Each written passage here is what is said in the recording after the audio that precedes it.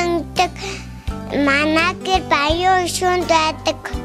Миний харин галаа төлдөг. Миний усан жавдаг. Гэхдээ би гой байшин амьдрын ингэж мөрөөдж байна. Манай удахгүй тийм гой болно гэсэн.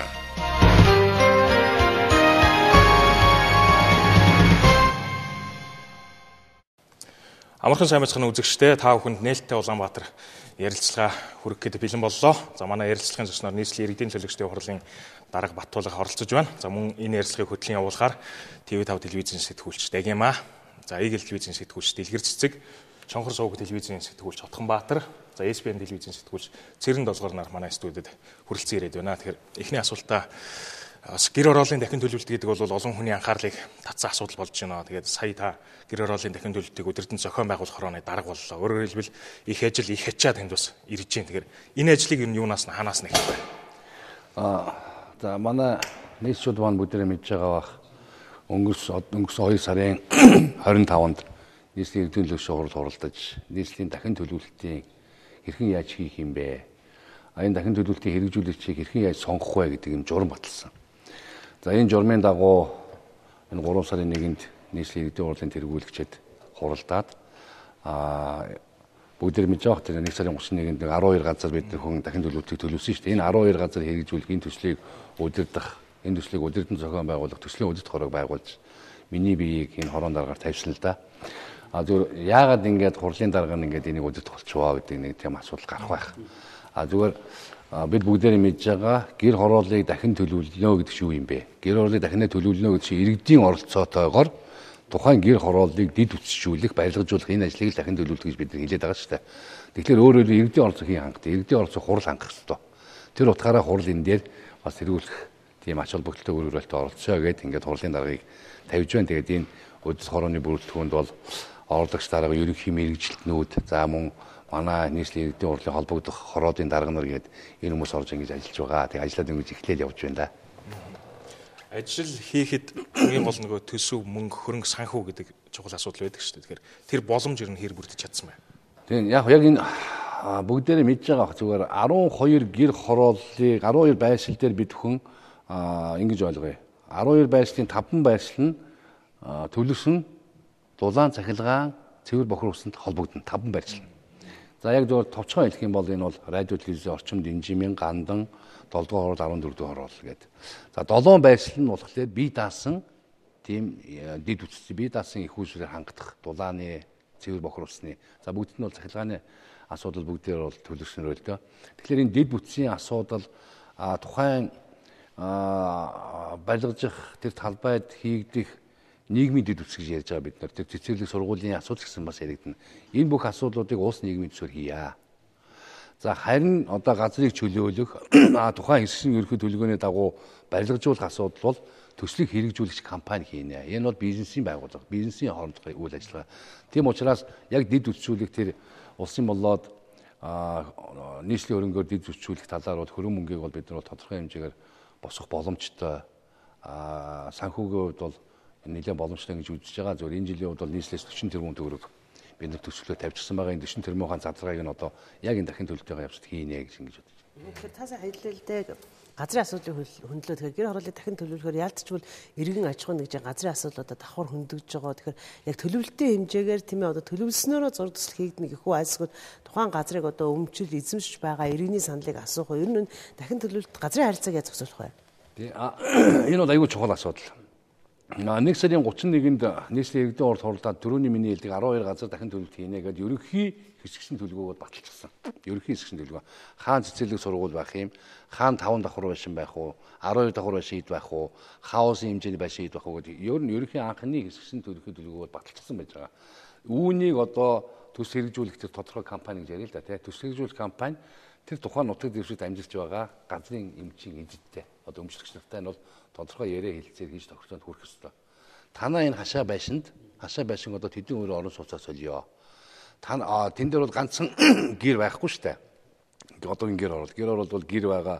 Түүнээс гадна тэр ах トゥ гэдээ бас нэг хашаанд 2 3 айлч байж байгаа.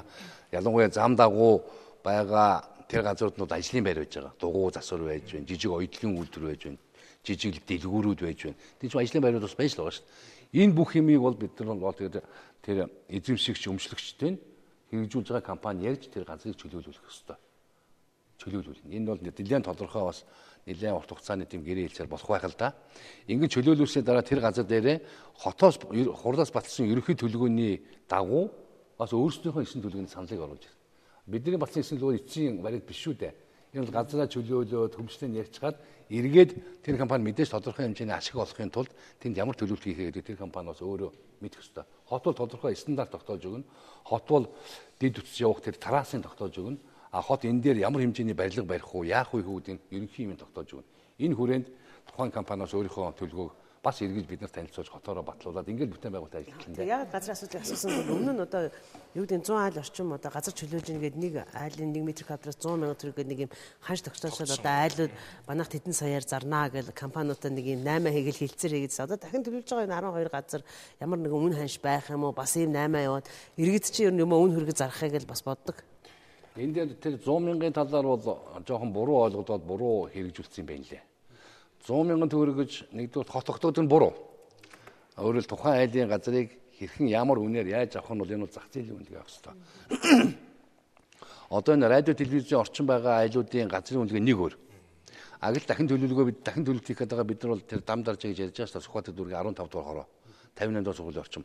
Тентхийн газар бас шал өөр үнэтэй шүү дээ. Энэ хоёрын газрыг бол нэг үнээр үнэлж болохгүй шүү дээ. Энэ бол зах зээлийн үн нэр тогтох хэрэгтэй. Хоёрдугаар тэр 100 мянгаыг бол дэд үтсийн тараасад байгаа 7 дугаар хороолын тэр айлуудын газрын чөлөөлөлтөд 1 м квадратын 100 мянгаар гээд үнэлье гэд хот ингээд тогтоосон байт юм л. Тэгсэн чинь 100 мянгаар хавтгааруулаад ерөөсөө газар чөлөөлөхөд 100 мянган төгрөг гээд ингээд зах зээлийн үнээр тогтоох юмыг захиргааны аргаар тогтоогод энэ өөрөө маш их тийм сөрөг үр дагаврыг бий болгочихсон юм.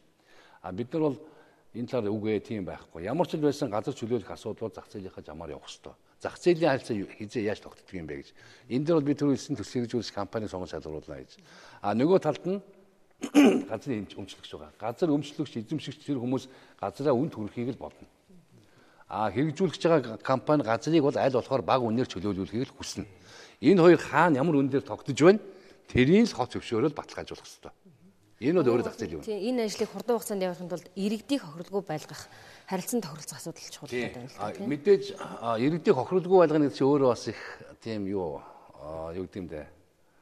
Сонин ойлголт гэх юм уу юу гэдэг те. Тухайн иргэн өөрөө би энэ хашаа байшингаа 3 өрөөгөөр байраар сольцоход болоо гэвэл тэр хүмүүс хохирлгүй айтхан болж байна л гэсэн үг. Тэр хүн өөрөө одоо минийх бол 3 өрөө байраар хангалттай юм аа. Би юм ажлын байртай.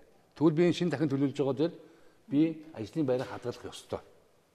Миний дэлгүүр 80 м квадрат. Тэгвэл би энэ шинэ дахин төлөвлөсөн тэр газар бол мэдээж үйлчлэгийн орон сууц баригдана. Тэгвэл тэнцээ би бас 80 м квадрат эзэмших өнцгөлөөрөө байна гэж ингэж тохиролцож чадчихвэл өөрөөр хэлбэл бид нар бол хохиролтой охирол юу гэж хэлж яах вэ гэхээр тухайн өмчлөгч эзэд хоёрдугаар тэр газрыг чөлөөлж байгаа компаниор аль алин сэтгэл ханамжтай байвал тэгэл тэр бол цаашаа үйл ажиллагаа явуулж байна л гэж ингэж ойлгох гэдэг юм л. Мэдээж гэр хорооллыг дахин төлөвлөх ажлын хүрээнд хамгийн их үүрэгтэй оролцох нь бол компаниуд байна л да. Мэдээж эрсдлээ бүгдээр өөрсдөө дааж байна. Тэгээд компаниудад одоо юу гэдэг нийслэлийн удирдлагын зүгээс юм уу дэмжлэг үзүүлэх юм нь юу байх юм гэдэг дээр илүү тодорхой байна. Бид нар бол нэлээд ярьж байгаа мэдээж яг энэ гэр хорооллыг дахин төлөвлөхөд хамгийн гол нь санхүүгийн чадвартай, техникийн чадвартай тим компаниг бол сонгож шалгаруулж таарна. Төсөл хэрэгжээд дундаа орж идэл мөнгө нь байхгүй болчлоо төсөл дуусах юм бол утгагүй шүү дээ. Энэ бүгдийг бол бас нийслэл нэлээд харж шалгуур бол хийх нь ёстой юм. Нэгдүгээр асуудал. Хоёрдугаар асуудал дээр бол тэр компаниуд одоо бид нар бүх мэдээллийг бол бэлэн болгоцсон одоо өгч эхэлнэ. Одоо сони хэвлэл нэлээд тарагдаад тэр хэвлэл мэдээлэл өгнө. Одоо ямар шууд тэр ямар ажил хийх ёстой юм, ямар ажлын даалгавар бий болж байгаа, юу босох юм. Эндээс бол тэр тухайн компани орохдоо бас мэдээж тодорхой хэмжээний ашиг өөртөө харах байх л да тий. Хоёрдугаар тэр компани шалгах юм бол тухайн туслаг дэвсгэр дээр байж байгаа дид үтц, цахилгааны асуудал, дулааны асуудал, дэшин шугам сүлжээ байрна, заримд нь дид станц байж таарна, ариутгах татваргын асуудал, одоо цэвэр бохлон байгуулж байж таарна, шугам бас байж таарна, цэвэр усны асуудал, холбоо гэдэг. Тэгээд дээрээс нь цэцэрлэг сургууль бас тийчээ баригдж таарна. Энэ бүх хөрөнгийг тухайн компаниуд бид нар гүйцэтгүүл хийж байгаа. Хөрөнгийг улс нийслэлийн төсөөс гаргана. Өөрөөр хэлбэл чинь бид нар юу гэж хэлж байгаа вэ? Энэ чинь бол төсөл байхгүй юу? Төсөл хэрэгжүүлэхэд төслийн дотор бол улс нийгмийн тодорхой одоо дэд үтсийн хэмжээ тодорхой хөрөнгө орж штэ. Дээрээс нь өөрөө тэр компаниас барилга байгууламж байхаас хөрөнгө гаргаж байгаа. Энэ төслийг хэрэгжүүлэх нь тэр компани л байгаа байхгүй юу? Өөрөөр хэлбэл Улс нийгмийн хөрөнгөөр хийгдэх тэр ажлыг тэр компани давуу эрхтэйгээр авч яана л гэсэн. Компаниудаа хот яаж эргээд хяналт тавих вэ? Тэн дээр бол 3 талын гэрээ байгуулна. Хоёрдугаарт тэр барилга байгууллагын чанар манарт нь бол мэдээж хот байгуулалтын төлөвлөлтийн газар гэдэг тодорхой мэргэжлийн хүмүүс бол хяналтаа тавина. Хот өөрийнхөө оруулсан хөрөнгөөр ямар юм яаж оруулж байгаа гэдгийг хотын хөрөнгө оруулалтын газар одоо үйл ажиллагааны өрөөнд өөрийнхөө хяналтыг тавиад явна. Шалгууртай сонгон шалгаруулалттай гэдэг юм уу цензуртай ийм тохиолдлуудад одоо юу гэдэг хин нэгний эрх ашигыг илүү хамгаалах гэдэг юм уу хин нэгний эрх ашиг ороод за нөгөө тендерийн олон маргаан шүүхтэлцдэг ийм тохиолдол зөндөө олон байдаг л тэгээд энэ дээр компаниудаа яаж сонгон шалгаруулах юм яг тэр техникийн боломжтой боловсон хүчний боломжтой аж ахуй нэгж компани өнөөдөр нийслэлд хэрэг байгаа гэж үзэж байна. Одоо яг сонгон шалгаруулалтыг бид нар ил тод хийлгэж ил тод байлгая гэж. Түүнээс хин нэгэн дарга хин нэгэн батлуулга шийдэж болохгүй шүү дээ. Тэр бол өөрөө их өөрөөсгөл болно. Ямар ил тод байх вэ гэхээр бид нар одоо хүмүүс одоо гадагшаа 12 баяжлынхаа талаар мэдээлэл өгөөд ингээд урилга тараачлаа. Тэгээд санхүүгийн чадвар, техникийн чадварын тодорхой хэмжээний босоо тавьчлаа. Тэгээд компанид өөрсдийнхөө саналыг өгнө, ажлын хэсэг гарцсан байгаа. Өгөө тэр ажлын хэсэг энэ шалгуурыг одоо жишээл 5 компани орлоо гэхэд 3 компани тухайн шалгуурыг давцсан байж байгаа л дээ. Тэгвэл энэ 3 компанийг бид нар тухайн орон нутагт 7 хоногийн дотор танилцуулга хийгээл гэж байгаа. Орон нутгийн тэр төс хэрэгжүүлэх тэр одоо хэсэг айлууд одоо газрын эзэдэр ийм 3 компани танаа энэ дээр хүслийг хэрэгжүүлж чадах юм байна. Энэ 3-ын алийг та бүхэн сонгох юм бэ? Саналаа өгөөч гэж. Өөрөлд чинь шалгуураа авсан 3 компани байгаа. Тэгээд тэр 3 компани бол мэдээж эхний ээлжинд би бол ийм санхүүгийн чадвартай. Энэ нутаг дэвсгэр дээр ийм ажлыг хийгээд ийм хөрөнгө шаардна. Энэ хөрөнгийг би ингэж босгож чадна гэж санхүүгийн чадвараа тэд нар ит тод нээлтээр хэлэх ёстой. Хоёрдугаар би ийм ажлыг сүүлийн 3-4 жил хийсэн. Одоо би ийм болсон хүчинтэй, ийм техник тоног төхөөрөмжтэй. За шаардлагатай гэх юм бол та бүхнийг нүүлгэн шилжүүлэх ийм байр надад байна. Гэт энэ бүх юмаа бол тэр яг одоо хүмүүс нөгөө батулгад биш тэр очиж нийтэд нь танилцуулга хий. Тэгээ нөгөөдөл нь за энэ үнэхээр одоо болох юм байна. Манай энэ одоо А гэдэг компанийг бид нэр дэмжиж байна гэх юм бол бид нар А гэдэг компанид л төс хэрэгжүүлэх эрхийг олгоно. Ингэж л явъя гэсэн. Гэхдээ энэ одоо юм байна. Тэгэхээр энэ дээр бол мэдээж ил тод байдлыг харагдж байгаа. Хоёрдугаар бас нэгэн л иргэдийн оролцоо гэж байгаа учраас иргэдээс нь бид нар асууж иж компани сонгохгүй бол болохгүй шүү дээ бас. Тэгээ энэ ингэ бичсэн байгаа хгүй юу? Хэсэгсэн ерөнхийдөө одоо сангийн хайрхан дүүргийн 5 6 70 дугаар нутаг дэвсгэр ханы материал авшин гэсэн ерөнхийдөө 130 га гэж байгаа. Ер нь хэмжээгээр нь тийм ээ. Арь ширний үйлдвэр ажилтны байрны орчмыг гэсэн 11.5 га гэдэг ингээд дандаа 15 ингээ 93.8 гэдэг их том хэмжээсэд яваад байгаа. Магадгүй одоо 3 4 жил энэ 12 газар одоо хэсэгчсэн төлөвлөгөөний дагуу нэг өдөртөө барилга бариад тийм ээ дуусчихна гэхэд бол хүмүүс итгэхгүй л дээ. Гэхдээ ямар ч нэг жишг тийм ээ. Эхлээд алийн жишг эхний сонгон шалгалтанд яваад ажлыг эхлүүлэх үе нь хавар. Энэ бол эрт байна. Хэлэхэд эрт. Өөрөөр хэлбэл бид одоо тухайн компаниуд хэр зэрэг зөв компаниуд одоо сонирхлоо эрхэж оролцох уу нэгдүгээр асуудал. Ямар газар яаж оролцох боломжтой компаниуд. Хоёрдугаар тэр төсөл хэрэгжүүлж байгаа хэрэгжүүлэгч байгууллага компаниуд тэр тухайн нутаг дэвсгэр дээр өмчилж байгаа өмчийн хоорондын тохиролцоо хэр зэрэг хурдан явагдах уу. Тийм үү? Гуравдугаар тэр хийх компани одоо энэ одоо 68 93 гэх том одоо газрууд байгаа ч тийм энэ газруудын хэсгийн ерөнхий төлөвөө хэр зэрэг хурдан хийж чадах уу хоттойгоо тохирч. Их том асуудал шүү. Энд чинь зүгээр нэг компани шалгаруулаад одоо хүмүүсээс нь асуугаад болдоо хэм бол очоод маргааш нь газар ухнаас асуудал байхгүй шүү дээ. Тийм ээ? Энэ бүх юмнууд хэр зэрэг хурдан явах юм? Аль газар нь хурд явах, радио телевизийн дэрэгдэх газар нь хурд явах юм уу? Эсвэл дам даржийн тэр 58 дугаар сургууль орчин буюу 15 дугаар дээр хурдан энэ тохиролцоод явагдах юм уу? Одоондоо би бол хэлж мэдэхгүй байна. Аль болохоор хурдуулахын төлөө л явж байна. Өөртөө ч бол нэг л санал байгаа. Юу вэ гэхээр бүгдээрээ зэрэг эхлэнэ гэдэг бол хэцүү. Гэхдээ энэ жил яаж ийгээд тодорхой газруудад нь боломжтой газруудад л эхлүүлчмээр байна. Энэ асуудлыг би бол нэг л юмдээ санаа зовж байгаа. Одоо юу гэдэг юм? Нэг яарал нэг 4 5 сард гэхээсээ илүү маш зөв нэг муу хоёр газар ядахтай эхлэх ёстой. Их зөв эхлэх ёстой. Юу үр дүнд гарах ёстой. Хэрвээ бид нар одоо жоохон буруу гიშгээд гэх юм уу, буруу тийшээ явуулах юм бол энэ ажил хэдэн жилдээ зогсно. Хүмүүсийн итгэл алдарна. Тийм биз дээ. Хотыг нь ярьж ил байдаг. Бүтдэггүй юм байл шүү дээ. Одоо л бүтэхгүй дээ бүтэхгүй гэсэн. Одоо хүмүүс ямар сэтгүүлтэй байна гэхээр үнэхээр гэр хороол дахин төлөлт хийхийг бүгдээрээ хүсэж байна. Ийш оролцох бүгдээрээ хүсэж байна. Хүсэл хоёрдугаарт хүслээ биелүүлэх асуудал бол хоёр тэнгэр газар шиг өөр шүү дээ. Яг яриад ирэхлээр бас өөр.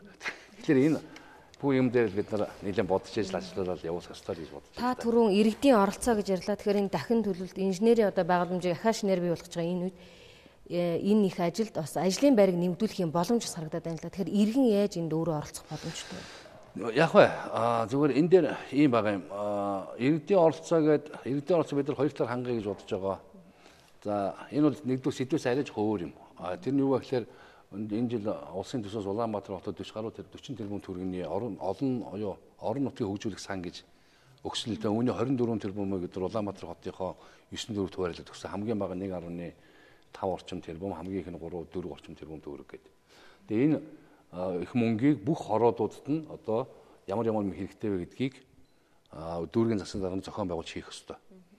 Өөрөөр сонгон найрхан дүүргийн 10 дугаар оронд одоо байшингийнхаа дээврийг хийж янзлах юм уу? Лифт янзлах юм уу? Эсвэл хүүхдийн талбайгаар бий болох юм? Эсвэл логон байгуулж бий болох. Тэрийг ард түмэн өөрсдөө хийгээд саналаа оруулаад батлагдах юм бол өөрсдөө тэрэн дээр оролцоог өөрсдөө хяналтаа тавих. Энэ бол олон нийтийн оролцоог хяналтыг тавих нэг хэлбэр нь. Дахин төлөвлөлтөн дээр яаж тавиулах юм бэ гэж. Дахин төлөвлөлтөнд тавиулах юм бол тэр чинь газрыг чөлөөлж байгаа, газараа өгч байгаа, газараа ашиглуулж байгаа газар өмсгч өөрөө гэрээ байгуулж байгаа. Тэр эзэмш байгууллагатай. Хоёрдугаар тэр өөрөө өөрийнхөө амьдралд эргэлт гаргах гэж өөрийнхөө амьдралд өөрийнхөө тэр газрыг тодорхой хэмжээний өмч хөнгөлгөж хувиргаж байгаа. Тэр утгаараа тэр хүн хүссэн үсээгүй хяналтаа тавьж л таарна. Тийм биз дээ. Болохгүй бол хотын захиргаанд хэлнэ. Энэ чинь 3 талт гэрээ явж байгаа юм шүү. Нэг нь газар өмсгчгээд яг хүн өөрөө. Хоёрдугаарх нь төслийг хэрэгжүүлэгч байгууллагын компани. Гуравдугаар нь хотын захиргаа. Гурван гэрээ явж байгаа шүү. Хотын захиргаа бол нэгдүгээр тэр бүтээн байгуулалтанд нь дэд үтсийн мөнгөний хотын захиргаа өгч нэгдүгээр оролцож байгаа. Хоёрдугаарт энэ хоёрын гэрээ хэлцээр хугацаанд зөв явж байгаа гэдэг хяналтыг хотын захиргаа тавиад түүнийх нь баталгаа болж байгаа байхгүй юу? Баталгаа болж байгаа. Үнэхээр энэ компани хийж байгаа, энэ компани ажиллаа хийж байгаа гэдэг баталгаа бас хотын захиргаа болж штэ. Тийм учраас энэ боломж. Дахин төлөвлөлтийг одоо амжилттай явуулах гол хөшүүрэг нь юунаас харагдаж байгаа нөхөр энэ хот төлөвлөлт газар голголттой холбоотой асуудал бас яхаарахгүй орж байгаа юм. Ягаад тэгэхээр одоо яармагч байдаг юм уу чим шинэ газар одоо чөлөөтэй газар өгөөд авах юм бол дид үтсэн нэгэн тухайн тэндээс одоо айл амтандаа тохироод газараа одоо тодорхой үнээр авах шаардлага байхгүй юм чинь барилгын компаниуд тийшээ сонирхоод шүү дээ тийм болохоор тэр асуудлыг нэ зохицуулж ийн вэ. За энэ дээр бол яг бид нар бол засгийн газартайгаа барилга хот байгуулалтын яамтайгаа бол нэлээд ярих хэрэгтэй юм аа, бодох хэрэгтэй юм аа. Одоо бол би бол ярилцж байгаа гэж ингэж ойлгож байгаа дотроо. Хотын өнөөг одоо зүгээр хотын өнөөгийн удирдлага ямар бодолтой байна вэ гэхээр үнэхээр сүүлийн хэдэн жил Улаанбаатар хотод ч одоо барилга байгууламж хангалттай баригдлаа шүү дээ. Хороол хангалттай бослоо. Баян Монгол хороол гээл тэр урд бослоо. Дүнжин гар баха бослоо шүү. Нэрний үлээд олон хороолуудыг барайл босгоол байсан. Дандаа тэр чинь айлмтан байхгүй зилүүл гадал босгосон шүү дээ. Гэтэл гэр хороол багасна багасаагүй. Улам л хилээд байгаа шүү дээ. Өнөөдөр бидний Улаанбаатар хотын хамгийн том асуудал юу юм бэ? Хамгийн том асуудал бол агаарын бохирдол байна. Хамгийн том асуудал хөрсний бохирдол байна. Өнөөдөр би зөвхөн ганцхан хүмүүс хэлээд байгаа. Агаарын бохирдол гэдэг тэгэхээр хүмүүс нүдэрээ харж ийн өнөх мэдрэхүүгээр бол мэдэрч байна. Тэр утгаараа агаарын бохирдлыг их яриад байгаа хгүй юу? Нэг нүг ярихад хөрсний бохирдол нь агаарын бохирдлоос хэд дахин илүү болсон байгаа шүү. Аймаар болсон байгаа шүү. За ямар сайндаа одоо ерөнхийлөгч хүртэл ярих вэ? Энэ хөрсний бохирдлоос болоод та бидний ундны усыг хангадаг 8 их хүүсвэрийг бид нар хаачлаа шүү. Өөрөөр хэлбэл эн чинь туул голуугаар орж ийн гэсэн үг. Дараа нь хот ч өөрөө усгүй болвол яа. Ийм аймаа төвшөөнд тохионд байдаг. Энэ бүгдийг бид бүхэн яаж алгуулах юм бэ? Гэр хороол багасгаж алгуулна. Тэгэл байшин бариад байдаг гэр хороол багасдаг. Тэгэхээр хамгийн гол гэр хороол өөр дээр нь очиж тэн дахин төлөвлөлт хийж гэр хороол дээрээ бид нар байшингаа барих хэрэгтэй байна гэдэг. Энэ гаргалаа хүн болгол мэдж байгаа ойлгож байгаа. Тэгэхээр энэ зүйл Улаанбаатар хотын захиргаа яваад байгаа. Компаниудын сонирхол яг өөрөө чи хэлдгээр үнэн. Тэр яармаг хороол руу явахыг хүсэж байна. Нисхийн хороол руу явахыг хүсэж байна. Үнэхээр гэж байгаа. Тийм учраас хотын захиргаа бол та бүхэн үнэхээр өнөөдөр нийгмийн хариуцлага гэж одоо ярьдаг. Компаниуд бол нэг хүүхдийг сургуулийн тэтгэлгийн даадаг, хэдэн хүүхдүүдийг эмчилдэг. Ингээд үүнийгээ нийгмийн хариуцлагад ингээд зарладаг шүү дээ. Би бол тэрийг буруу гэхгүй. Тэр бол бас л Монголын одоо ядарсан зүудэрсэн хүүхдүүдэд бол тусалж байгаа л баха. Ард түмэн нэр бол тусалж байгаа. Гэхдээ энэ гэр хорооллоор нэг нийгэм аюул том хариуцлага шүү дээ. Тэрийг хонсолоод ийшээ орооч. Тэрэн дээр бол мэдээж хот бас энийг бизнесийн утгаар нь бас харж үздгийн хувьд бол мэдээж ашиггүй алдагдaltaй юм бол бид нар бол төлөвлөнө гэж байхгүй. Хоёрдугаар алдагдал гаргасан юмыг бол хувийн компанийн та нар ийшээ заавал ийм хэмжээний алдагдал үлээ гэсэн юм бол тийм бол утгагүй шаардлага тавихгүй шүү дээ. Тэгэхээр аль аль талаа зөв болгоцоод ийшээ орох хэрэгтэй. Энэ ерөнхий төлөвлөгөөний тодтол 2020 оны ерөнхий төлөвлөгөөний тодтолыг улсын хурлаар батлаад энэний араас одоо гэр хороолын дахин төлөвлөлтгээд ярихаар нөгөө хүмүүс ерөнхий төлөвлөгөөгөө батлуулчаад дахиад гэр хороол дахин төлөвлөлт хийгээд тийм ээ энэ нэг нэр томьёоны хувьд одоо яг салбарын хүмүүс нэг сонирн буугаад байгаа шиг яг барилгачид одоо ерөнхий төлөвлөгөөгөө батлуулчаад яагаад дахиад төлөвлөлт хийгээд зураад байд юм бэ гэдэг ч юм уу ерөнхий төлөвлөгөөтэйгээ холбоотой юу? Уйлддаг үү? Ерөөсөө яг л ерөнхий төлөвлөгөөний дагуу хийж байгаа байхгүй юу? Ерөөсөө ерөнхий төлөвлөгөөний дагуу. Байрлагч бол энийг аягүй сайн ойлгож байгаа. Ерөнхий төлөвлөгөө гэж юу юм бэ? Ерөнхий төлөвлөгөө гэдэг бол Улаанбаатар хотод энэ чинь ийм байшин байна, тийм байшин байна гэж тийм байшингийн зураг зурдаггүй байхгүй. Ерөнхий төлөвлөгөө гэдэг чинь Улаанбаатар хотын эдийн төлөвлөгөөийг хардаг. Хүн амын тоон ямар байх юм? Дэд үтсийг яаж шийдэх ёстой юм? Терминал гэж ярьдаг те одоо. Тэр үйлчлэгээний логистик нь ямар байх юм? Одоо Улаанбаатар хотын ард түмний амьдралын. Тэгээ иймэрхүү тодорхой юмыг л яг ерөнхий төлөвлөгөөнд төр тусгадаг. Ерөнхий төлөвлөгөөг хэрэгжүүлэхэд хэсэгчлэн төлөвлөгөө гэж. Заавал байх хэсэгчлэн ерөнхий төлөвлөгөө. Заавал байх ёстой. Энэ бол одоо би өөрөө барилгын хүн биш гэсэн бас одоо юу гэж тайлбарлах юм те. Одоо барилгын зургийг хийгээд эхлээд эскизээ батлуулдаг да. Эскиз батлуулсан дараа ажлын зураг хийдэг штэ. Тэрнтэй адилхан. Бид нар эскизээ их хурлаар батлуулчлаа. Одоо ажлын даалгавар бол орж штэ. Яг юм л юм. Гэхдээ бид нар бол гэр хорооллыг яриад байгаа ч гэсэн бас нийслэл чинь бас тэн хагасан шахан бас ингээл орон сууцнд байна шүү дээ. Ер нь дандаа гэр хороол гэдэг орон сууцнд амьдэрдэг айлууд ер нь яагаад гэр хорооллынхны дандаа ингэж илүүд те өвлөж хардсан гэсэн нэг юм хүмүүс байдаг. Яагаад орон сууцны асуудлыг хөнжөөгүй өнөөдөр 12 хэсэгт одоо хэсэгсэн төлөвөө явуулаад дулаан молоо эрчим хүч татна. Тэгэхэд яг өнөөдөр байгаа хороолууд өнөөдөр дулаан эрчим хүч чинь бас хүрхгүй байх, хүрцэхгүй байх, хуучинд хажууд нь шинэ байшин баригдахаар дутагддаг шиг юм уу? Ийм бас нэг дэд бүтцийн асуудал яригадаад байгаа. Тийм. Зүгээр асуудлаас жоо хайлчлаа л да тий. Гэхдээ энэ дээр бол бас ийм байгаа. Хаяагүй өнөөдөр одоо орон сууцаа ярихлаар гэр ороолыг нь гомдчих гээд байдаг. Гэр ороолоос орон сууцаа хоёулын зэрэг бас ярьж болдгоо. Ч олон таймаа да тий. Зөвөр өнөөдөр Улаанбаатар хотын нийт хүн амын 40% нь орон сууцанд 40 орчим хувь шүү. За 60 гаруй хувь нь гэр ороолд амьдардаг юм аа. Хоёрдугаарт бид нар гэр ороолын дахин төлөвлөлт гэдэг чинь миний түрүүний ингээд их олон Улаанбаатар хотын өмнө үүсэж байгаа асуудал гэр ороолыг тогтчуулах тэнд амьдарч байгаа хүмүүсийг ая тогтоо байлгах аюулгүй байлгахлаар энэ зугаа бид нар анхаарал хандуулж байгаа нь үнэ. Гэхдээ орон сууцтай бол бид нар хаяагүй. Өнөөдөр орон сууцтай асуудлууд их байгаа. Түрүүний миний хэлдэг зүгээр хамгийн энгийн жишээ хэд одоо их олон байрлал хуучирчлаа. Олон байрлал мэрэгжлийн хяналтаар одоо наслан дуусаад татан буулгах гэсэн ялангуяа маань 40 мянган байлгууд. За тэр 19 хорооллын шивлийн юу лээ? Ирмэлийн барилгууд гэж ярьдаг. За тэр төмөр зам дээр төмөр замын шар байшингууд гэж ярьдаг. Их олон барилгууд биш үү? Энэ барилгуудыг бид нар бол шийдэхэж бас ажлын хэсэг гарч байгаа тодорхой шийдвэр энэ жилдээ гарна.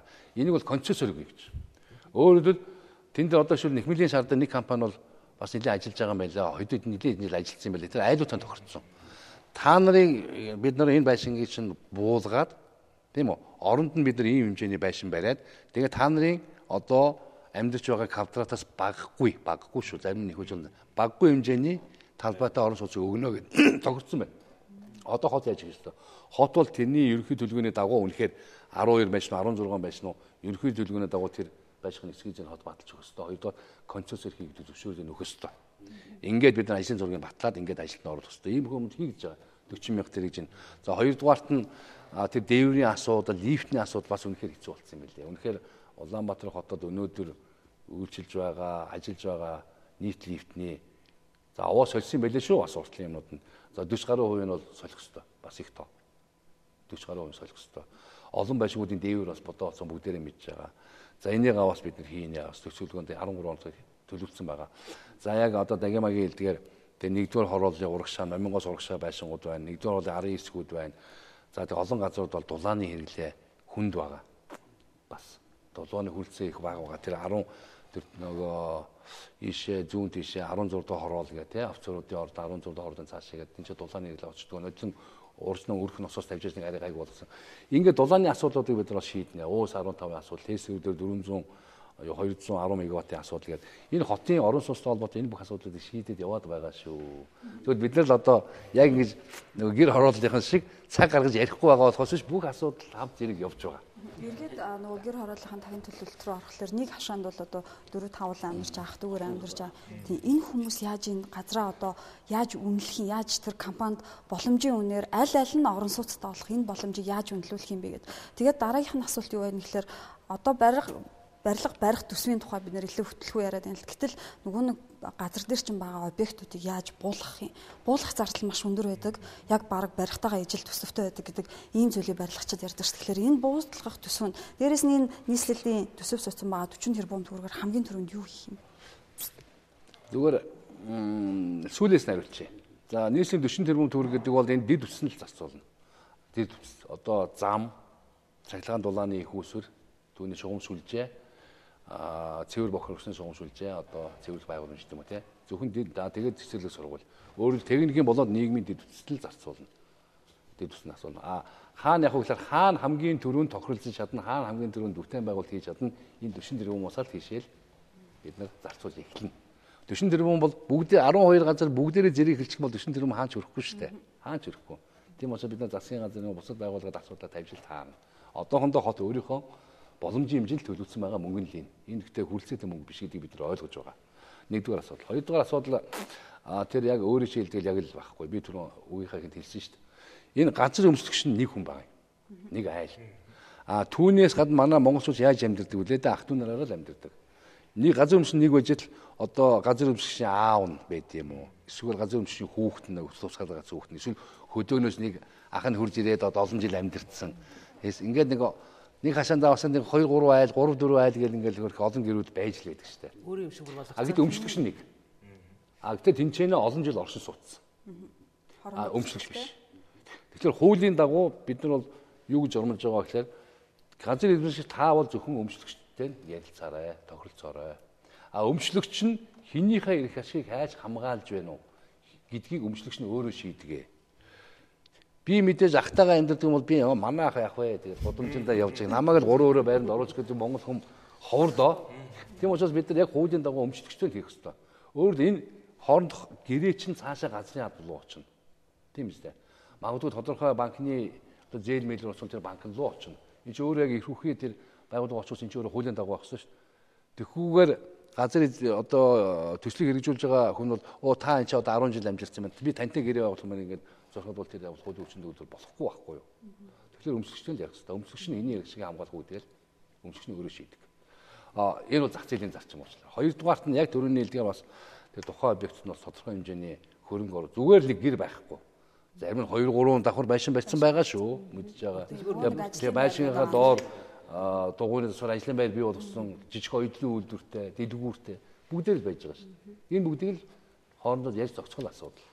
Хоёрдугаарт бас боломжийн тэр барилга байгууламж болгоныг нураа гэсэн үг бас биш шүү.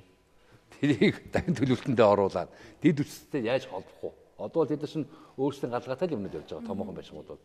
Тэгвэл тэр чинь тухайн нөгөө ариунд хийгдэх тэр дэд үсгийн шугам шүлжээнд нь бид нар бас холбох гаргалгыг хийж болно. Тийм ээ? Тэгэхээр энэ бол зүгээр юу гэдэг юм даа нэг хэдэн суугаад одоо за тэгж зарчмаар яваа тгий гэдээ ярьчих юм биш. Амьдрал өөрөө баян учраас одоо газар өмсгөгч болгон дээр ярихад нэг өмсгөөр ярихад нэг асуудал гарч ирнэ. Нэг өмсгөөр ярихад өөр проблем гарч ирнэ. Энэ бол тэр утгаараа би бол ингэ юу гэж хэлээд байна вэ гэхээр энэ бол бас их тийм нүсэр их хугацаа шаардж магадгүй тийм л ажил болчиход байна шүү дээ. Тэгтээ хийх ёстой. Зам дагаж хөгжил гэж ярьдаг. Тэгээд амьдрал дээр яг ингэ харагдал. Үнэхээр л нэг замын ойрхон байгаа одоо гэр хорооллын хашаач гэсэн нэг дийлгүүртэй, гутал засвартай үйлчлэгээтэй ингэ байна тийм ээ. Тэгэхээр гудамж гэж том төслийг эдийн засгийн хөгжлийн яам тавтаас хамтарч хэрэгжүүлэх гэж байна. Сая бондын бодлогын зөвлөлөөс бас үндсэндээ бас Улаанбаатар хотод энэ гудамж төслийг санхүүжүүлэх. Дээр нь энэ босоо хөвдөд ангилгийн 2 хурдны замын туус хэлбэг болын дагуу барихад бол эндээс нь ерөнхийдөө санхүүжүүлэх нь зүйтэй юм байна гэдэг асуудлыг шийдчихлээ. Тэгэхээр энэ хүрээнд бол бас гэр хорооллын дахин төлөвлөлтөд энэ замын асуудал бол өөрөө бас том хөшүүрэг болж таарах байна.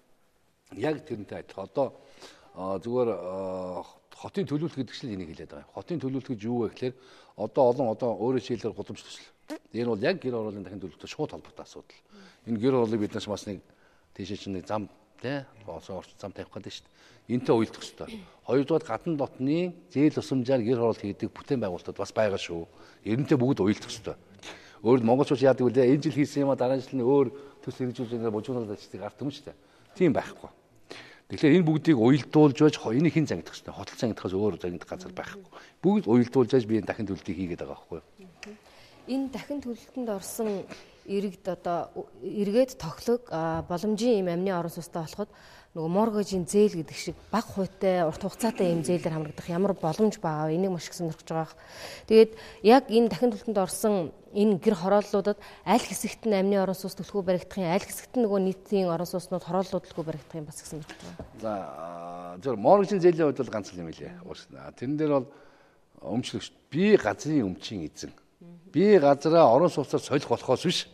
Газараа өгчхөөд дээрээс нь моргожийн зээл авах байш байна гэж байхгүй. Өөр моргожийн зээл тэр юм байхгүй. Моргожийн зээл хаана бий болдгоо гэхээр магадгүй яармгийн хороолт дээр тийм ч хоосон газар байгаа шүү дээ. Тэн чинь орон сууц байр. Тэнд орон сууц байраа тэр хүн нэг хүн би танаас 3 өрөө байр 70 м хавтаад 3 өрөө байр авъя гэж захиалга өг. Тэгвэл тэр хүн моргшин зэглэлд хамрагдаж болно. Яг л тэр хүн юугаарч байрцаалгаа юугаас 8 цаг шүү дээ. Тэр л худалдаж авах чинь шүү дээ. А гэр хороол дээр бол өмчлөгч бол моргшин зэглэл байхгүй шүү. Тэр хүн өөрийнхөө байгаа өмчийн Тэр өөрөө тоглох өөрөө тэрийг л одоо өмчийн хэлбэрийг л өөрчилж шүү дээ. Тийм учраас бол тэр бол нэг гарахгүй баха гэж ингэж бодлоо. Харин аль хэсэгт энэ амны Зүгээр нааша хотын төв тал руугаа одоо тэгээ зам дагуу бол бас тодорхой хэмжээний өндөр орон сууц баригдана. Ер нь хотын төвлөлт хийж явагдгаа. Жоохон алсагдаад жоохон цаашлаад ирэхлээрээ одоо бид нар бүхний хэлдэг магадгүй 5 давхраас өндөр байшин барихгүй. 3 давхраас өндөр байшин барихгүй. Эсвэл 5 навс хэмжээнд байсан тийм стандарт хэмжээ тогтоогод явж байгаа. Одоо бол газрын наймаа яг энэ сонгогдсон 12 байшилд бол зогссон гэж ойлгож байгаа тийм. Одоо газар худалдаа авах. Тийм газар одоо 8 гэж хэлэхэд хэцүү зүгээр газар худалдаа авах ажиллагааг зогсоосоо л гэж ойлгож байна тийм. Тэгэхээр энэ дээр хоёр юм байгаа юм. Бид нар бол нуугаад яг хоёр арга хэмжээ авсан. Тийм. 1 сарын 31-нд 12 газрын байшлаа тогтоочлоо шүү дээ. Тогтоongуудаа миний зүгээс бол засаг даргаад бас 2 юм хэлсэн юм уу да. Нэгдүгээр та нар 2 сарын 1-ээр 1 сарын одоо энэ 12 байшил байгаа айлуудын хашаанд байгаа гэрийн тоог тоолоод баталгаажуулаарай. Санааг бол. Тэгэхгүйгээр манайх ч орцсон байж байгаа 2 гэртээ байсан айл чинь 7 гэртээ уцууд баларваа. Тэгээ чи 2 гэртээ ярих биш 7 гэртээ ярих болно шүү дээ. Монголчууд тийм их сайн сэргэлэнтэй тэрийг бол би муулаагүй. Тийм учраас бол тийм одоо тэрийг бол үсээ хийгээ баталгаажуулсан байгаа. А хоёрдугаар асуудал яг үгүй 12-ийн төлөвлөлтийн газар бол газар худалдаа авах ажиллагаа эрчимчгүй. Яагаад гэвэл мэдээлэл ойрхон хүмүүс очоод тэр хүмүүсээс газрын хямдхан авч болно. Эргээд нөгөө би түрүү хэлсэн төсөлгөжүүлэлт компани очихлаар нөгөө авсан үнээс 3 дараг дахин өндөр үнээр сууч шүү дээ. Тэгэхээр энэ бол бас тэр өмчлөгчд хүндээж хохиролтой хоёрдугаар ажил явуулах хохиролтой энийг бол зогсоогоорой гэдэг энэ хоёр ажил арга хэмжээг бол авч хэрэгжүүлээд одоо манай отгоогийн хэлгээр бол зогссон байна. Энэ зүгээр газрын асуудлаа дотгоогийн асуудал тань 8 зогссон гэдэг шиг газар одоо чөлөөлөө гэж явхад урд нь бол нөгөө хүмүүс нэг үн тохирохгүй байна гээд одоо тухайлбал 100 айлын тарасын том зам явж хат нэг айл суучаад зам нь зогсчод нэг компанич асуудалтай хот журийн асуудалтай байгаа зэрэг нийс хотын ерөнхий архитект асуудаж одоо өчтөр нэг ийм үг хэлж л дээ энэ газар гэдэг чинь үндсэн хуулиараа улсын өмчөө иргэдэд одоо бид нар эзэмших эрхийн бичиг өгдөгөө өмчлөх эрхийн бичигтэй хүн цөөхөө тэгэхээр одоо энийг бол чөлөөж өгж бас ингэж зөв амьдрах гарцаа өөрсдөө нэг хэсэг гэсэн ийм тайлбар хийгээд байгаа энэтэй тасалбал хөө. Яг энэ одоо газар өмчлөгч гэдэг гэр хороол дээр очлоо газар өмчлөгч нар бол бас нэг тийм баггүй шүү. Ер нь овоо газар өмчлөд авсан байгаа. Тэр бол энэ зүгээр нэг ийм гарнаа өөрөө хэлдгээр тодорхой олонх нь энийг дэмжиж болцоход байхад цөөн хэдэн хүмүүс гидийгээд намуу хурх юм шиг. Одоо тийм гидийгээд ингээд зогсоо тийм бол гарна. Тэгээ бид нар сая бол журамчлаа шүү дээ иргэдийн урлаараа. 75% дэмжижээвэл 25% нь нөхөн олгор олгож газрын чөлөөлүүлнэ гэж. Энэ бол юу гэсэн үг вэ? Нийтийн эрх ашиг, олонхын эрх ашигыг төрөл хамгаалах ёстой шүү дээ. Тэгэхгүйгээр өөрсдийн эрх ашигыг төрөнд үзсгээд нийтийн эрх ашиг хийх гэж байгаа тэрийг бол зогсоох хэрэг бол тэр зөвхөн байхгүй шүү дээ. Тийм учраас нөхөн олгож чөлөөлнө гэсэн юм заалт байгаа.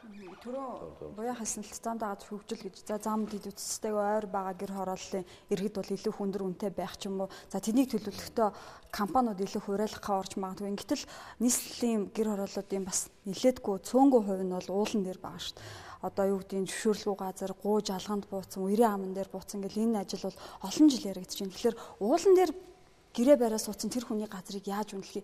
Тинчээ дахиад уулан дээрээ барилга барина гэж бол байхгүй. Буулгаж л орон сууцнд оруулах шаардлага болно. Гэтэл тэр хүний газрыг яаж үнэлэх үү гэдэг энэ асуудал дээр. Зөвхөн бид нар энэ дээр нэг л юм бодох хэрэгтэй. Хотын ерөнхий төлөвлөгөөг бид нар төрүүлсэн. Ерөнхий төлөвлөгөөгөө хийхэд уулан дээр бид нар байшин барина гэж мэдээж төлөвлөөгүй. Тийм учраас энэ бол уулан дээр ч юм уу тэр тодорхой одоо боломжгүй за тэр шууд хэлэхэд голын сайран дээр байж байгаа шүү дээ. Далан дээр байж байгаа. Цахилгаан өндөр хүчлийн шугамын доор байж байгаа. Бид нарыг аягүй сайн мэднэ. Дулааны шугам шүлжийн дээр байж байгаа. Зовлонтой юм би. Тэгэхээр энэ бол хотын ерөнхий төлөвлөгөө зөрчсөн айлууд. Зөрчөөд бууцсан айлууд байгаа байхгүй юу? Тэгэхээр энэ хотын ерөнхий төлөвлөгөөс өнөөдөр их хурлаар хууль болоо батлагдчихлаа. Тэгэхээр хуулийн дагуу бид нар арга хэмжээ авч таарна. Тэр айлуудыг бид нар тэнцээ бол танаа дээр одоо дахин төлөвлөлт хийх гэж хижээж очихгүй нь ойлгомжтой. Очихгүй. Яагаад гэвэл дахин төлөвлөлт байхгүй уулан дээр. Тэднийг харин буулгаж хаана суурьшлийн шинэ бүс бий болгох юм бэ? Энийг хот бодох хэрэгтэй байхгүй юу? Тэгэхээр дахин төлөвлөлтөнд одоо уулан дээр байгаа гэдэг юм уу, энэ хүмүүс бол хамрагдахгүй бахна гэд. Тэгэхээр л нөгөө нэг одоо жинхэнэ дээрээсээ доошоо нөгөө агарын бохирдол нүүлдвэрлэгдэл орж ирээд байгаа юм шиг байна. Энэ би санал нэг байна. Тэр хүмүүс нь зүгээр дуртадаа уулын дээр нэг гарчаагүй болов гэж би бодож байна. Тэр чинь бас нэг үнэхээр одоо боломжгүй юм уу яаж игээд амьдрчдаг. За тэгээд холцод орж ирээ. Тэгээд нэг уулын дээр нэг 3-4 жил амьдэрдэг. Тийм ус сонгуул болдог. Сонгуул болгонгууд яадаг вүлээ? Нөгөө нэв дэвшиж байгаа мөртөө ирэх хурж байгаа намынхын нөхдүүд нь баахан газар гислэг өгчтэй. За ингээ нөгөөдөл нь хуулийн дагуу баталгаажаад амьдэрчдэг. Ийм л процесс ер нь сүүлийн 20 жилээр явлаач 15 жил за 20 барих 16 жил. Тэгээ энийг бид нэ зогсоох гэдэг шүү дээ. Тийм учраас бид нар та нар уулан дээр байгаа маяг даад үзэж ерөөсөө болохгүй. Тийм учраас мотын иргэн ингээд хэдэ буруу аргаар авлаач гэсэн бас хуулийн зүйн төвднээс авахд хотын иргэн шүү дээ. Тэр хотын иргэдээ бид нар харин хуулийн дагуу хаанаас амжруулах юм бэ? Хаанаас дахин төлөвлөлтөнд оруулах юм бэ? Тэрийг л хот бодъё. Тэгэхгүйгээр та одоо уул оройд ирсэн таны энэ чинь одоо нэг тийм 5 давхар байшаа өгөөд ингээд нэг дээгүүр байгаа хүмүүс амжуулж гэсэн юм бол хийж болохгүй шүү дээ. Зүгээр ингээ асуудал шийдээд ажил хийгээд ингээл яваал захаас нь гэр хорооллын цэгслээ замаа ингээл бариад байдаг. Гэтэл нөгөө шилжил хөдөлгөөн гэдэг ингээл байн гурсж шít. Зүгээр статистик нэг тоо гаргасан байсан 2040 он гэхэд Улаанбаатар хотын хүн ам бараг одоо 3 саяд хүрнэ гэдэг. Энэ урдаар явах юм бол тэгэхээр энийг бид нар зохицуулахын тулд үндсэн хуулиа өөрчлөх хэрэгтэй юм уу? Хотынхоо одоо хуульд шилжилт хөдөлгөөнд нь зохицуулт хийх хэрэгтэй юм уу тийм ээ? Тэгэхгүй бол яг өнөөдрийн хууль эрх зүйн хүрээнд бол одоо иргэдийг хаанч амьдрах эрх нь байгаа болохоор ингээ хүчээр та энэ дэрж болохгүйгээ зогсоож болохгүй шүү дээ. Яах вэ? Зарим улс орнууд татварын асуудлаас яригддаг тийм хөшүүрэг байдаг шүү дээ. Өндөр татвартай байдаг гэдэг юм байна. Юу нь хот бол үнэтэй байх шүү дээ. Хотод яг хүмүүс яриад байгаа. Хотод яг бүх юм хямдхан байгаа нэгдүгürt. Бүх юм хямдхан ба хөдөөнөөсөө. Тийм ээ? Тийм. Бүх юм хямдхан. Одоо хотын захаас хүмүүс юм аваад хөдөөл яваад үнэ өгсөөлж одоо уул номоор бол хот бол үнэтэй байх хэрэгтэй. Тийм л газар л да тэгжээж л явдаг. Манайх эсрэг байгаа учраас тэгэхээр энэ дээр бол нийслэлийн эрх зүйн байдлын тухай хуулиа өөрчлөх хэрэгтэй юм. Хотын татварын хуулийг шинээр юм гаргах ёстой юм. Энэ бүгдийг бол бид нар бол боловсруулж байгаа. Гэхдээ үүнийгээ хүлээлгүйгээр бид нар нэг шийдвэр гаргацсан шүү. Энийг бол бас өнөөдөр хэлчихье. Юу гэхээр 9 сарын нөгөө газрын тухай хуулиар бид нар батлсан 9 сарын 23 байлуу 4 байлуу. Нөгөө одоо Улаанбаатар хотын төвд 1300 га газар шинээр газар олох уу гэд тогтооцсон шүү дээ. Үнэхээр олох юм бол зөвхөн иргэдийн урлаар оруулж ирнэ. Төсөл сонгуул шалгуулна эсвэл дуудлагуудаар оруулна. Түүнээс засаг дарга зүгээр одоо гар үсэг зурж олохгүй. Бүр тогтооц. Одоо бид нар хотын төвийн газруудыг жоохон байгаа газараа ногоожуулъя л да. Тэ? Тэгээд эсвэл сайхан зам талбайг сайжруулъя л да. Мод харъя л да. Тэхүүгээр нэг жоохон газар левел байшин барих гэдэг үнэхээр бол тэгвэл хот чинь өөрөө айгүй хүнд байдалд орно. Тийм бол хоригдсон. Яг энэ хоригдсон шийдвэртэй хамтруулаад бид нэг шийдвэр гаргацсан байна. Тэр нь юу вэ гэхээр дүүргийн засаг дарга нар шин суурьшлийн бүсэд өрхийн хэрэгцээний газрыг олгохдоо дахин төлөвлөлт хийж байж олгоно шүү гэсэн. Ийм шийдвэр гаргацсан. Одоо энийг дүүргийн дарга нар бүгдээ сайн мэдж байгаа хин зургт үзчихвэл бас үүнийг дагаж хэрэгжүүлэх хэрэгтэй. Юу гэхээр санаа юу гэж бодож байгаа нөхөр гаднаас гэр орол гаднаас одоо ингээд нүүлгэн шилжүүл ороод ирлээ. Бид нар үндсэн хуулийн дагуу тэднийг бол хөөх юм уу туух юм уу ирэх байхгүй. Тэ? Гэхдээ тэр хүнд бол газар олох хэрэгч байхгүй. Яагаад гэвэл тэнцээ буусан бол энэ газар нь дахин төлөлт хийн. Энэ газар нь юу барих гэдэг хот.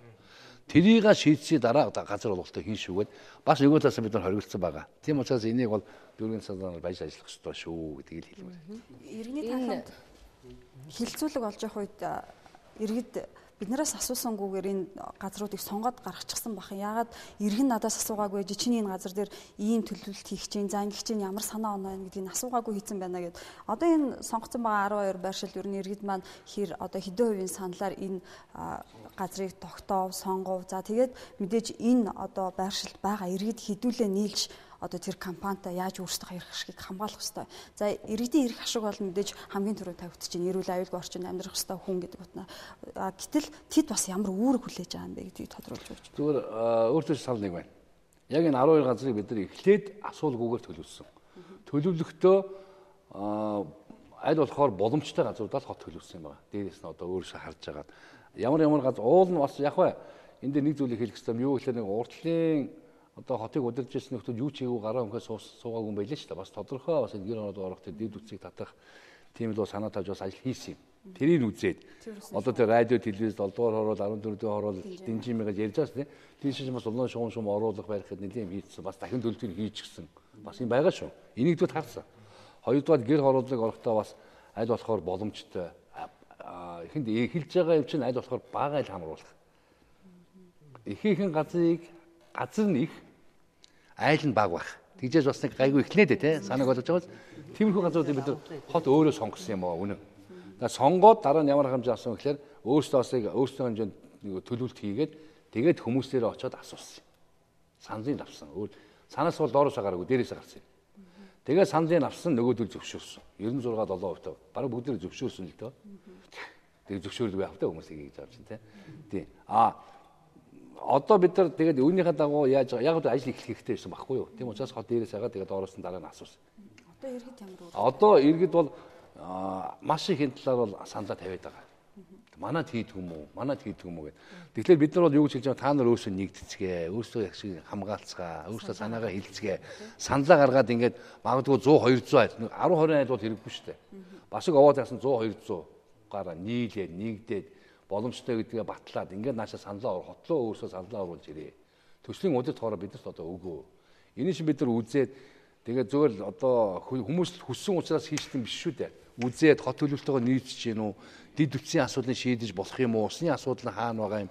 Дулааны асуудлыг яаж шийдэх вэ? Бүх юмыг судалсны үндсэн дээр за энэ боломжтой байна гэдээ иргэдийн урлаа оруулж батлуулна.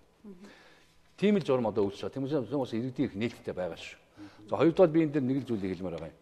Юу гэхээр хүмүүс хүсээд нэг олон өргөдлөгөө, нэг олон санаачлал гараад тэрийн иргэдийн урал бүгдийг батлаад ингээд явхад бол амархан.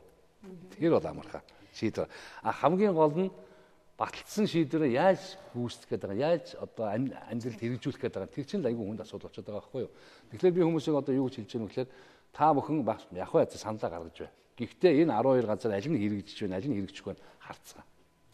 Бид нар чинь бас тий нэг жишг байх хэрэгтэй, нэг харах юм байх хэрэгтэй шүү тий. Тэгэхгүйгээр бүгдэнд нь зөвшөөрлөгдөг нэг ч эхлэхгүй бол тэгэл утгагүй шүү дээ. Бүгдээр л бахиу тэгэл амьдрын шүү дээ. Энэ дахин төлөвлөлтөнд томоохон худалдааны төвүүдийг нүүлэх асуудал ирсэн баг. Тэр дундаа эхний ээлжинд 100 айл, 7 буудал гээд яг энэ газрууд дахин төлөвлөлтөнд орж байгаа энэ үед нь 100 айлын худалдааны төв байна. Бараг хотынхон төвд байгаа энэ машины засваруудын газар байна. Тэгээд дээрээс энэ худалдаа эрхлэгчдийн тийм эрх ашгийг бас зөрчсөн гээд энэ олон асуудал дээр тохиролцож чадаагүйгээс л цаг хугацаа сонгоод хойшлоод байна. Үгүй тэр 100 айлын асуудал бол өөр. 100 айлын асуудал дээр бол яг хуу тэр тэнд бол барилгын үйлдвэрлэл байгаа шүү дээ. Одоо юу гэдүүлээ нөгөө дэлгүүрүүд. Тийм одоо барилгын гол одоо нийлүүлэх шат хинчээ байж байгаа шүү дээ. Тийм.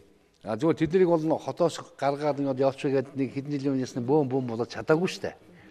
Тэгэхээр энийг бол зүгээр л хотын нэгдүгээр хотын төв. Тэгвэл хотын төвд энэ барилгын байх юм уу? За байх юм бол их цэмэгтэй цэгцтэй айтайхан байлгамаар байна. Тэнд чинь бас нэг өнгө үзэм сайтай бас одоо юу гэдэг тоошороо босгоор үгүй юм уу. Тэд нар өөрсдөө нэгдээд нэг төсөл хийж байгаа. 7 дугаар хороол гэдэг нь 100 айлаас цааших одоо хуучин Сүхбаатар дүүргийн 11 дугаар хороо юм да. Одоо шинэ замын хажуудлын тэр хэсэг шүү дээ. Тэгээ хойш явсан юм.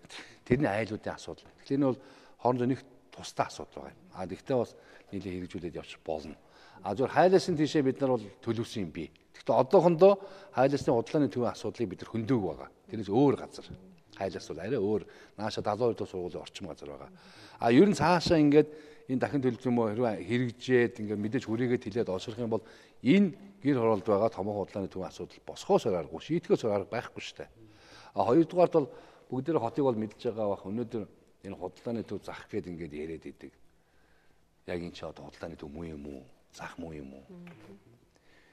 Тэрийг бодох ёстой шүү. Зүгээр одоо Улаанбаатар хотын газрыг хэдэн хүмүүс түрээслээл мөнгө олж байгаа тэр газар шүү дээ, газар зах бол. Тэгвэл тэр зах дээр хүмүүс яаж хүүтэн байна, даарч байна. Тэр захын одоо жорлон хүрэлцэхгүй тэр гадаан тэгэл шээж бийсч байна тийм. Тэгэхээр энийг төр зогсуулж стандартаар тогтоох хэрэгтэй байхгүй юу? Бид нар тэр талаар бол тодорхой арга хэмжээ авч байгаа. Нийлээ ярьсан шүү дээ. Тэгээ одоо удахгүй тэр шаардлага стандартаар тогтоогоод явна уу? Хар ухаанаар бодглохлоор миний газрыг аваад дахин төлөвлөлт хийгээд за нийгмийн дэд үтц юм уу цэцэрлэг барьчих.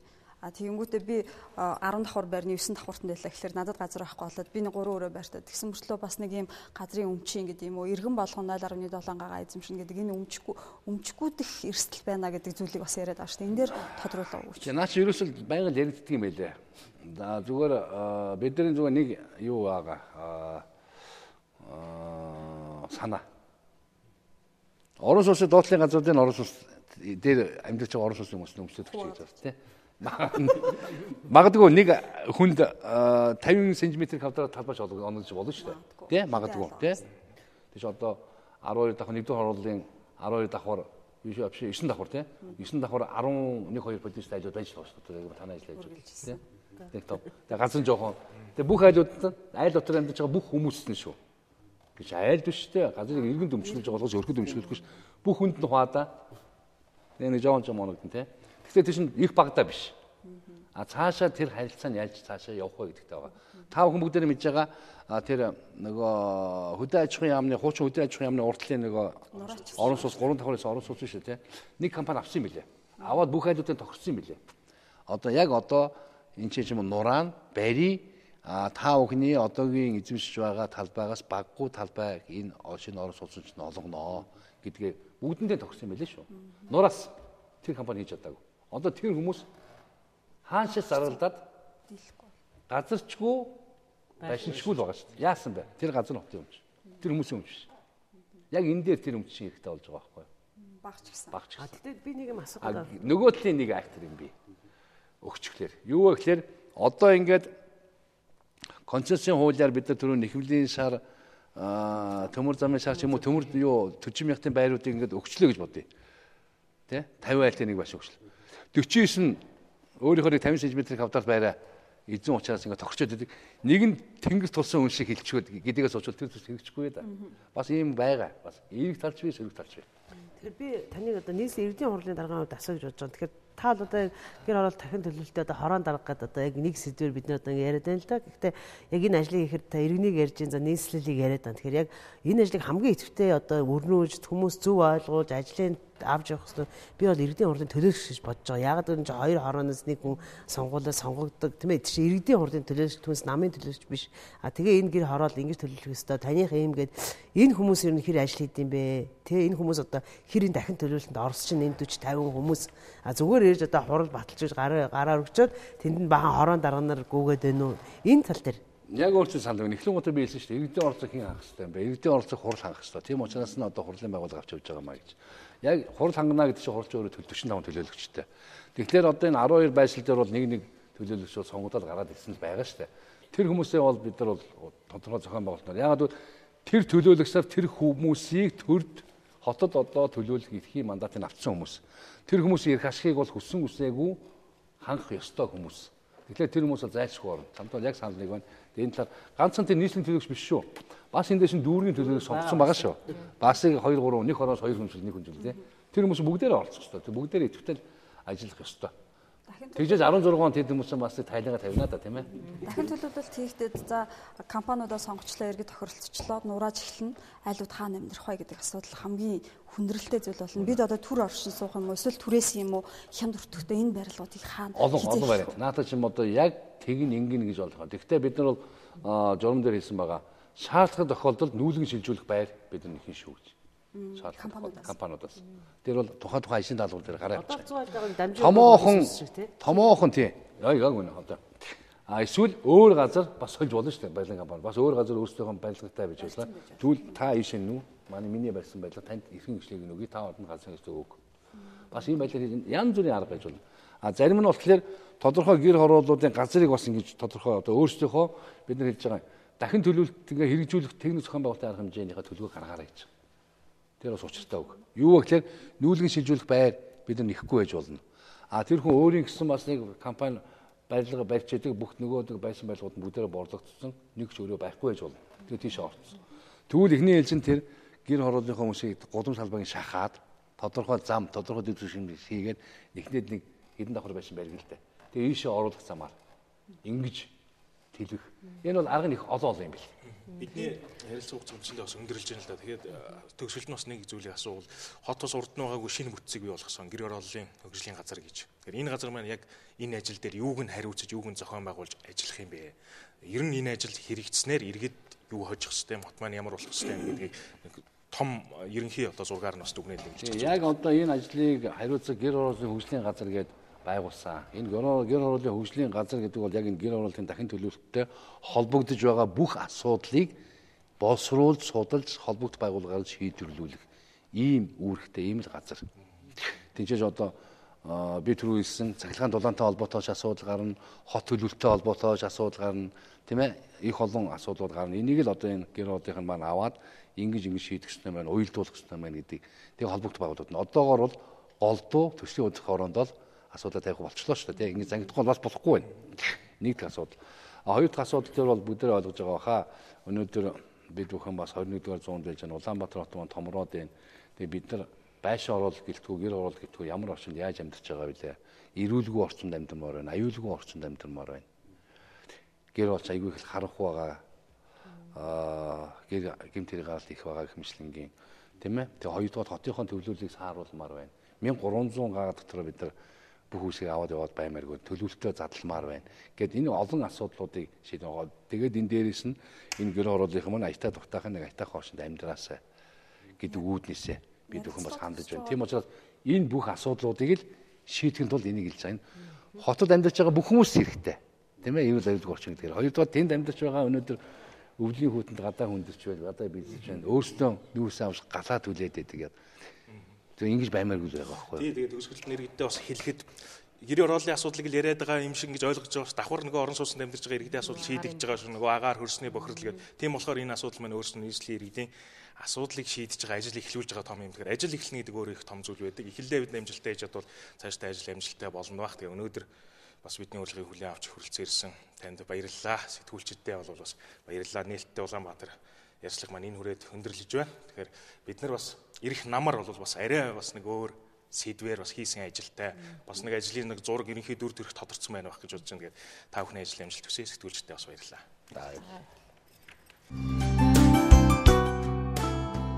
Намаа тэмүүлэндэг манай гэр баян шүнд байдаг. Миний харин галаа төлдөг. Миний усан явдаг. Гэхдээ би гой байшинд амьдран ингэж мөрөөдж байна. Манай удахгүй тийм гой болно гэсэн.